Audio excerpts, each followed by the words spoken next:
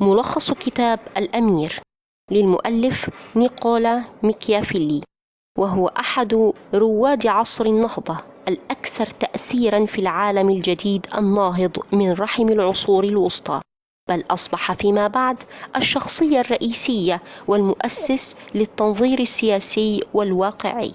كان موسوليني لا ينام حتى يقرأ كتاب الأمير لميكيافيلي، وقيل إن نابليون وهتلر كانا يتخذانه مرجعاً لسياساتهم، ويرجع ذلك لما للكتاب من مكانة لم ينالها غيره.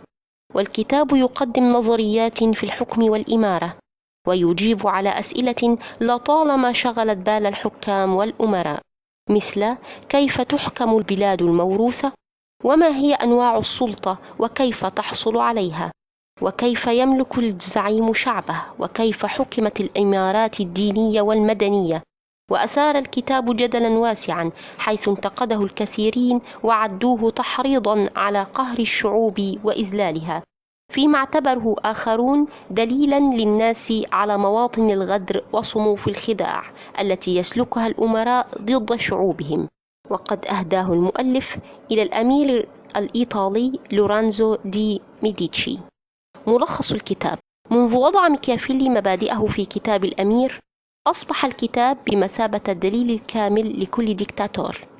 مصدر قوة هذا الكتاب أنه صغير الحجم ومكثف ومركز وواضح، مما يجعله يدرس في العديد من الجامعات في العالم كأحد جواهر الفكر العالمي.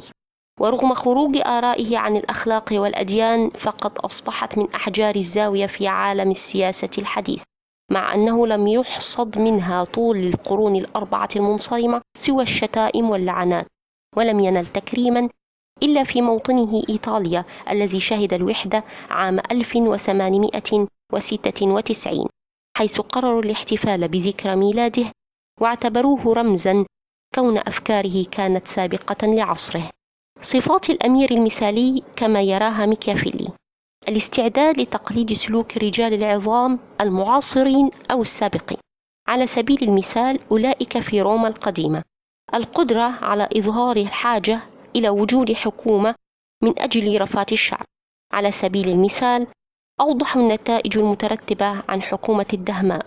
القيادة، فن في الحرب من أجل بقاء الدولة. القدرة على إدراك أن القوة والعنف قد يكونان جوهريان للحفاظ على الاستقرار والسلطة. الحصافة، الحكمة في التماس المشورة فقط عند الضرورة.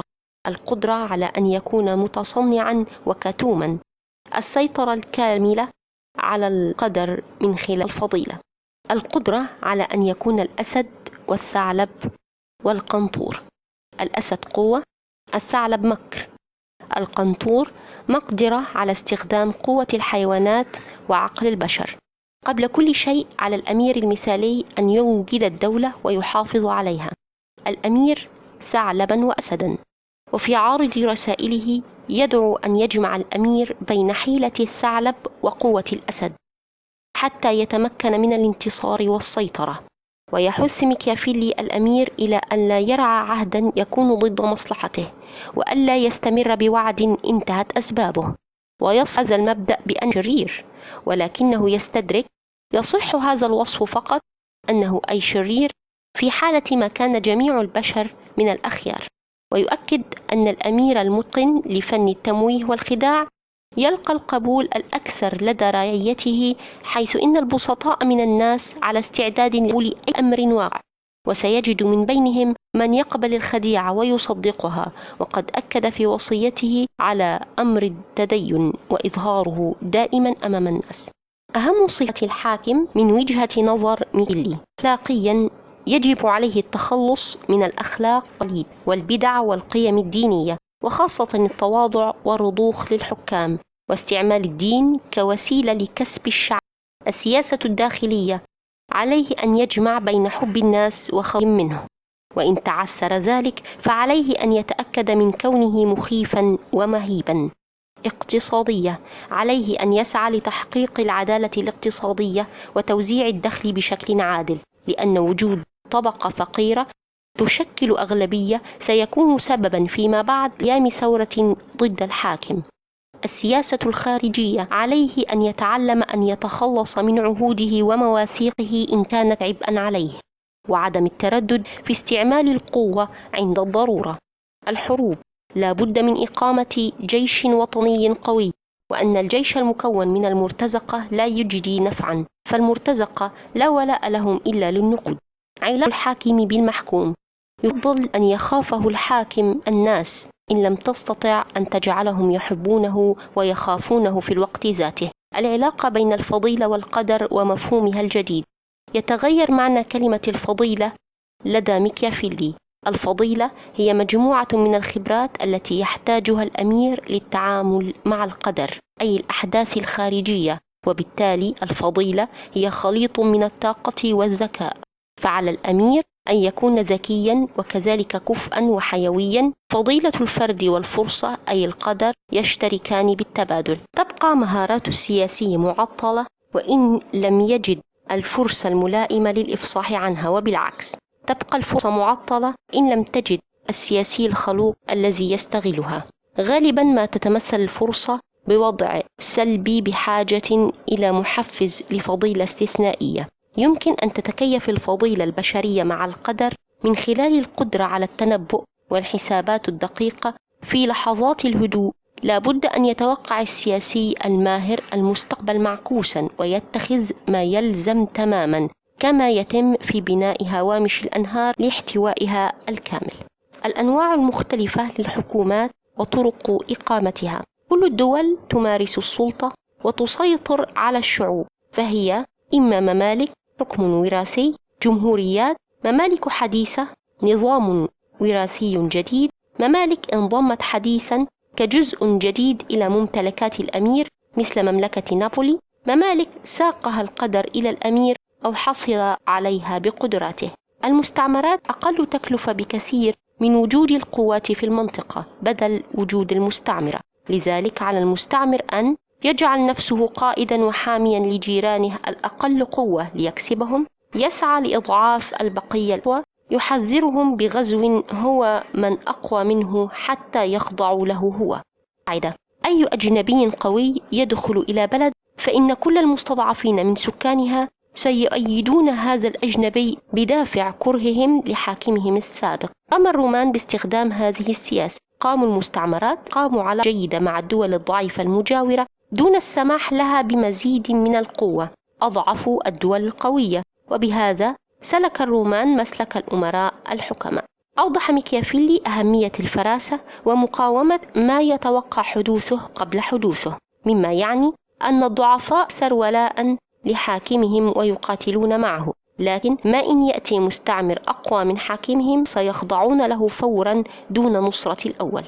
أخطاء الملك لويس الذي خسر ملكه 5: سحق القوى الصغيرة، زاد من نفوذ قيام دولة واحدة في إيطاليا، جاء بأجنبي قوي جدا إلى داخل البلاد، لم يذهب ليعيش هناك بنفسه، لم ينشئ مستعمرات. مفهوم الدين في خدمة السياسة والعلاقة مع الكنيسة. صور ميكافيلي الدين بأنه أداة ملكية، أي وسيلة يمكن بها السيطرة على الشعب وتوحيده باسم العقيدة الوحيدة. فالدين في نظر ميكافيلي هو دين الدولة. في روما القديمة التي وحدت جميع آلهة البانثيون، مصدر قوة ووحدة للجمهورية وللإمبراطورية في وقت لاحق.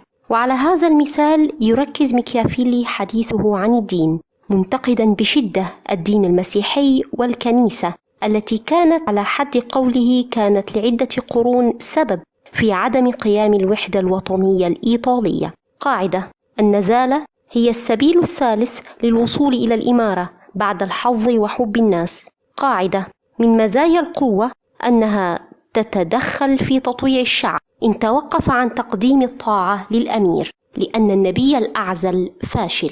تطبيق القوانين يتطلب القوة، وكذلك يتطلب القوة الذاتية أي الكفاءة الشخصية لضمان استمرار السلطة والسيطرة. قاعدة: كل من تسبب في أن يقوي غيره مهلك لنفسه، لأنه إنما يفعل ذلك إما بالحيلة أو بالقوة. قاعدة: أن على المنتصر أن يخطط لجرائمه مرة واحدة، وأن تكون الأخطاء دفعة واحدة حتى تكون أقل تأثيرا من وقعات متعددة ترى آثارها. أما المزايا فيجب إعطاؤها جرعة جرعة حتى يستمتع بها المواطنون ويشعروا بفائدتها.